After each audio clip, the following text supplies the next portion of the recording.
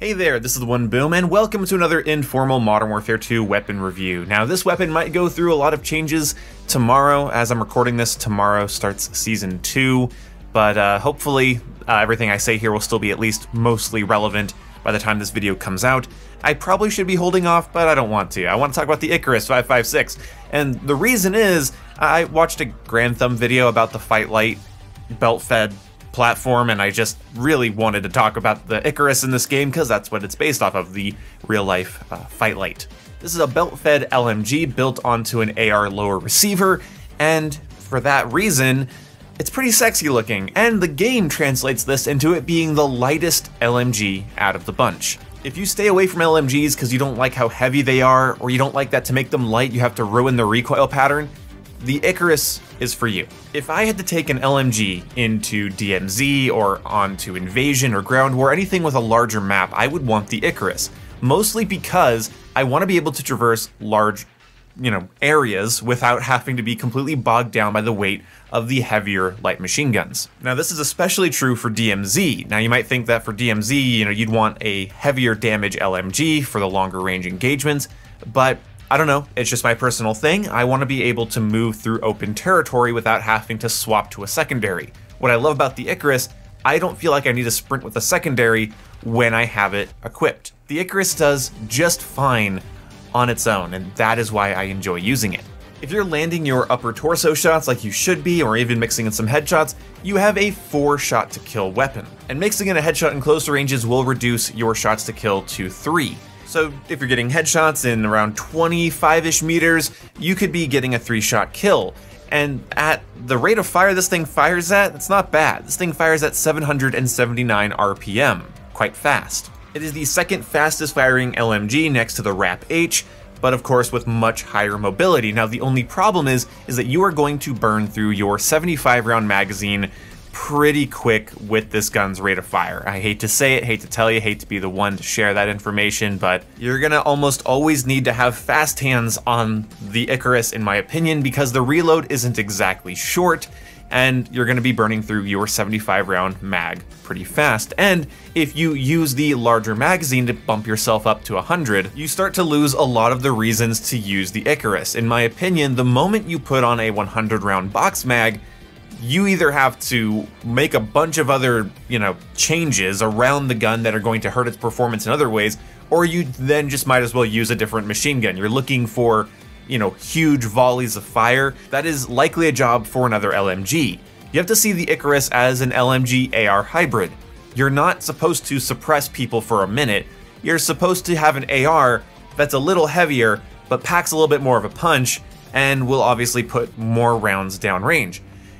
Arguably though, you could just use a heavier kitted M4 with a 60-round magazine, but we're not just talking about magazines here. This gun does kill faster. It does pack more of a punch. You're going to be shaving 30 to 50 milliseconds off your time to kill by using the Icarus over just a large magged M4. On top of that, you're going to be able to do that over greater ranges, especially if you build the gun for sort of a hybrid long-range aggressive playstyle. And I'm going to recommend that because this gun is more of a hybrid. It's more of a middle ground between those heavier LMGs that have maybe more ammo, maybe a little bit more damage, but they're heavier. It's a middle ground between those heavier machine gun platforms and the AR category, and that's exactly why I would say build this gun for a mix of both. So you should be gunsmithing for that versatility. So what would that look like?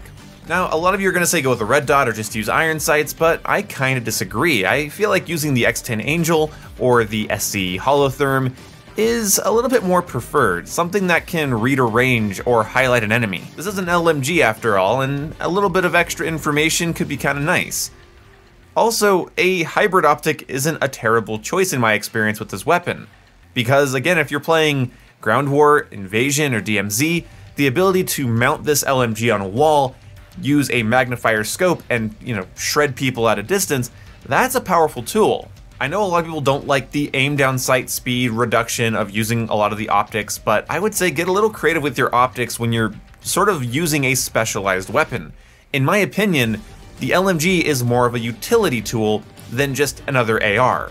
It's not supposed to just be a versatile people killer, it's a utility tool. And what I'd recommend is using the armor piercing rounds. all the time when you're using an LMG. If you're going to be using an LMG, in my opinion, you should be able to shoot down streaks and disable vehicles. This makes up for the little bit of extra weight that you're carrying with your Icarus, and you're just going to be an asset to your team. You're going to be able to shoot down a UAV, a counter UAV, disable an oncoming truck, or just tear up a wall with all 75 rounds of your magazine. Now, the class I am showing right here, I think is pretty good for, again, ground war invasion, DMZ. I would use this for that. The FSS OLEV laser, of course, helps with our aim down sight speed, our aiming stability, and our sprint to fire speed, again, giving us more versatility. The 16-inch barrel is going to give us really great damage range and bullet velocity increases, and the broadhead 3DP is going to keep us accurate and reduce our firing profile a little bit, reducing vapor trails and reducing the overall just presence of our weapon as we're dumping rounds. And then, of course, armor-piercing rounds and a clever optic. I think this is how I would run this gun for those larger map game modes. Another way I might run the weapon is with a 100-round box mag of armor-piercing ammunition with the FTAC Ripper 56, the FTAC Cold Forge barrel, and the canted vibro dot. You might wonder, why would I use the canted on this gun? And the reason is, this is an anti-streak weapon. This is for shooting down VTOLs, UAVs, counter UAVs, shooting vehicles up, where you don't really need to have any precision targeting. This turns the weapon into a total utility tool. You are a walking AA cannon with this, and it's quite fun. If you're feeling a little bit sassier, if you just want to kind of force this gun into a full-on saw roll, then I would say use a bipod foregrip, a flash hider of your choice, the 100-round mag of armor-piercing ammo, and a sexy optic that you like, and just go ahead and have your fun with that. I mean, honestly, this is a way to run an LMG, and it's not a bad one at that, so I wouldn't laugh if I saw somebody using this online. Maybe in 6v6 this is a bit much, but I do think just in general, this is a fun time. And last but not least, I believe the other fun way you could run this weapon is just as an AR hybrid. And what do I mean by that? Just build it for a little bit lighter weight. Just take some of that weight off. Don't worry so much about armor-piercing ammunition. Don't worry quite so much about being a utility tool. If you just want this thing to kill people, and that's all you want it to do, then I would say running it with the aim walking movement stock, which is called the Demo Fade Pro stock, or just a red dot sight of any kind, the FTAC short barrel, the broadhead 3DP again, because I just really like it on this gun. It just feels like it really reins in that little extra bit of recoil it has. And then I love the FTAC Ripper 56 on my full auto weapons. And you can just sort of, you know, walk around with it, and you have 75 rounds and you have a good TTK. And if your aim isn't totally ass and you're not playing in an awkward position trying to record, because I'm, you know, getting this little bit of gameplay you're seeing while I'm talking here. Anyway, it works out pretty damn good, and I would say don't sleep on it. It's actually a really fun way to run the weapon. If you wanted it to be a little bit more lightweight, you can do that, but I will tell you that the more lightweight you make this thing, the more you're going to be struggling with recoil and view kick, and while that doesn't bother some people, it bothers me. I'm sort of sitting awkwardly while I'm playing here. Maybe that's why I don't like it, but every time I've tried to run this thing just as lightweight as possible, it just kind of feels like I'm using a unwieldy AR that's a little bit heavier than the average AR.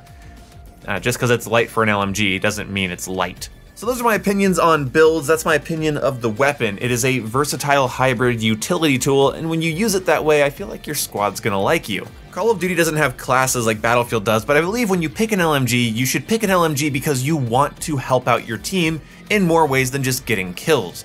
You can lock down an entire room without having to reload with an LMG. You can shoot down streaks much faster than an AR can with an LMG. Build yourself for utility, and I, again, promise you're gonna make some friends. Anyway, thank you guys so much for watching this video. I'll see you when I see you, and running around with an iron-sighted suppressed LMG with a big box mag is just using a shitty AR. See you when I see you, goodbye.